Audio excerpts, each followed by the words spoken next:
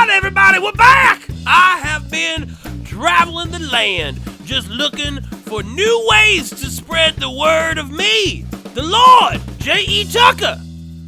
Well, there's a comma between there, and the Lord comes, I'm not the Lord, I'm not like a capital L Lord, I'm like the landlord Lord. I'm the guy that you have to pay your homage to, because if my ego is not stroked correctly, then I will strike down upon thee with great vengeance and furious anger, kind of like Samuel L. Jackson in that movie Pulp Fiction, which was based off of me. But anyway, I'm J.E. Tucker, and this right here is The Bible Goes West, presented by Sex Pot Comedy, the best goddamn comedy company this side of the Mississippi and this side of the Sierra Nevada. Genesis 20. Joseph Down Under. So Joseph, one of the few that survived the destruction caused by Jacob and Esau's feud, needed work. The patriarchs of his family were dead. Joseph had to find his own money, and he knew that whoring was not an option. Because if anybody's gonna get that butt, it's gonna be a toilet. All he had was a multicolored rifle and the ability to shoot a bullet so far it'll make your dick tinkle. One time he had sent lead 900 yards, hitting a wolf stalking his cattle. In the frontier town in the west of the country, Joseph found a poster requesting hands in Australia. We all know Australia. We come from the land down under. That one song. You know Australia, the bloomin' onion. No rules, just right, mate, right? Crikey, me arm. Come on, we all know Australia. Foster's, it's Australian for beer. And urine. He returned the poster signed J, period, punctuated with 3 close bullet holes, and got on a boat for the land to the south. The trip was long, but Joseph entertained the sailors with amazing long shots on jumping fish. It was the best fun the sailors had had since that manatee let all of them run a train on him. Moving along. Joseph arrived in Australia on the hottest day of the year. Everybody was pissed, sweaty. The air smelled like a slaughterhouse. After it was done, it just smelled like a slaughterhouse. Worse than Michael Vick's basement. In the small town of Sydney, Joseph was to meet with his employer. He decided to head to the saloon to have a nice beverage before he had to go to this job interview. Because what better way to go to a job interview than halfway lit? Now, after a nice warm beer, Joseph noticed a scuffle happening outside.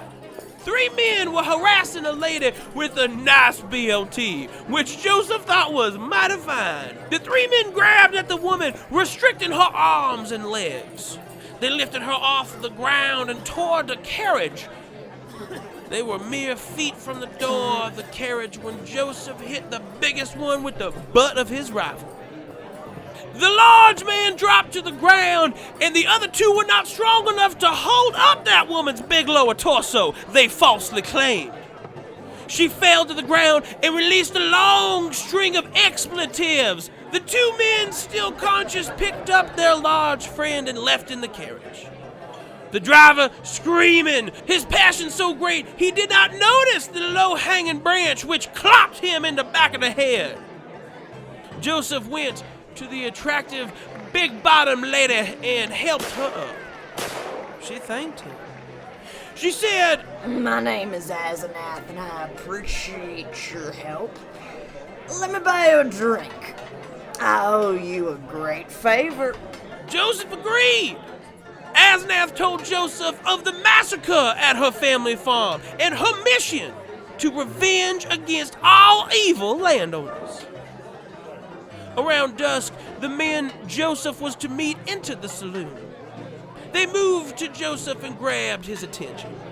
One said, "You, Joseph, let's get going. We have a 2-hour ride ahead of us." The other said, "Who hurt? You say you work alone. Asenath jumped in. I am in my debt. Oh, worry not who I am, for I protect your employee is all. The two men were confused, but too tired and not paid enough to worry the change of details. They got on their horses and rode to their employer's ranch. On the biggest ranch in Australia, Joseph and Asenath met the greatest landowner down under, Pharaoh.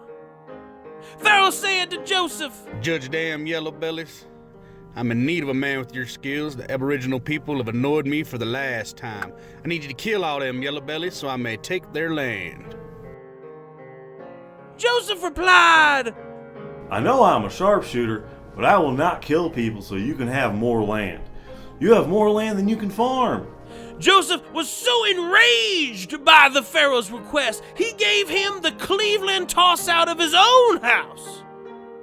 Joseph then said, How do you like it? Now I own your house. How does that feel? Joseph's question was punctuated by a frying pan to his head from Pharaoh's Aborigine manservant.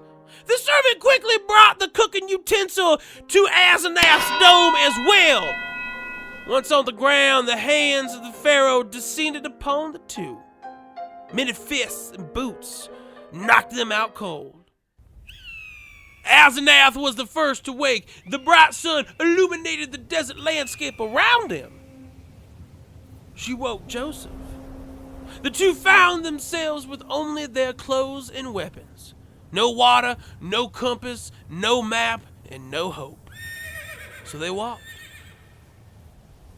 Within hours, the heat dried the water from their bodies. Joseph was the first to collapse. Because he is a true feminist and knows that the man goes down first. Asenath then carried him for as long as she could, which was approximately 6 steps. She collapsed next to a tall, prickly pear cacti. On the other side of the cacti, an Aborigine man was napping. When Asenath hit the ground, he jumped up, startled, hitting his head against a strong cacti arm. After cursing his luck, he brought Joseph and Asenath to his tribe. There, Joseph and Asenath learned of the people in the land. How Pharaoh wanted to mine the great mountain for gold and enslave their tribe. Something we Americans know nothing about. Joseph saw that the native people were good, and he pledged his gun to their cause. A large feast was had with Joseph and Asenath dancing drunk into the night. Finally, they had enough moisture to get it in comfortably. The next morning, Joseph woke to the screams of women and children as Pharaoh's hands pillaged the camp. One Aborigine, forced to the ground, said to Joseph, "Get up, Waddy!" Joseph grabbed his gun. He shot the two men, forcing the Aborigine down, and moved on to all who trespassed against his host. As dawn rose, the body count was high. Many Aborigine lay dead, but just as many of the Pharaoh's hands joined them in hell. Asenath was caring for a baby found amongst the dead. Joseph said, I'm going to town to buy ammo. The end is nigh.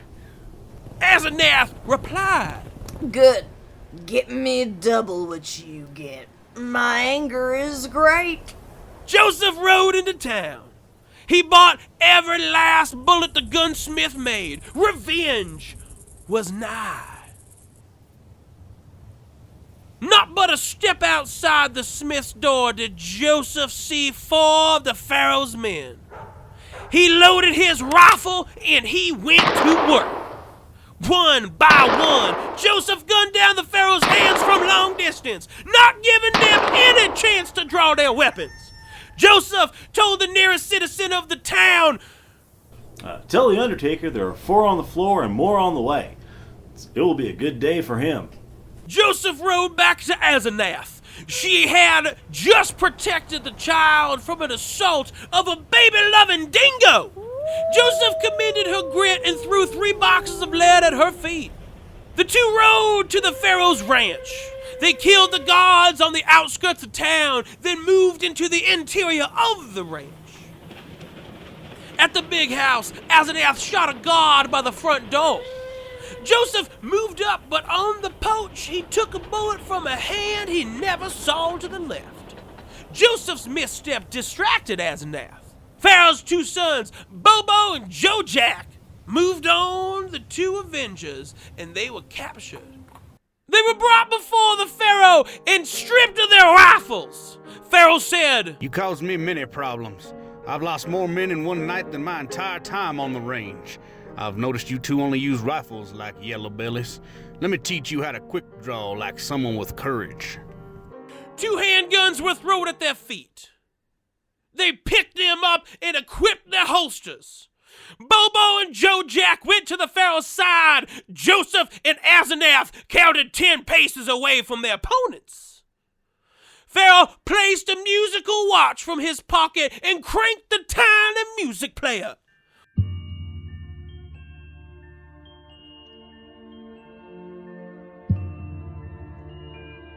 Joseph stared down Pharaoh. Asenath met eyes with Bobo and Jojack.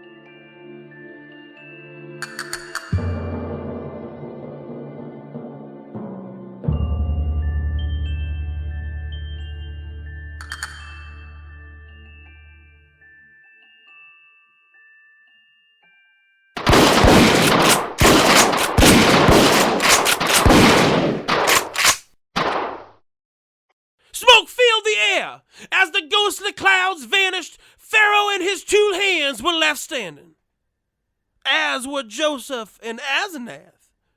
Everyone had missed. A goddamn shame!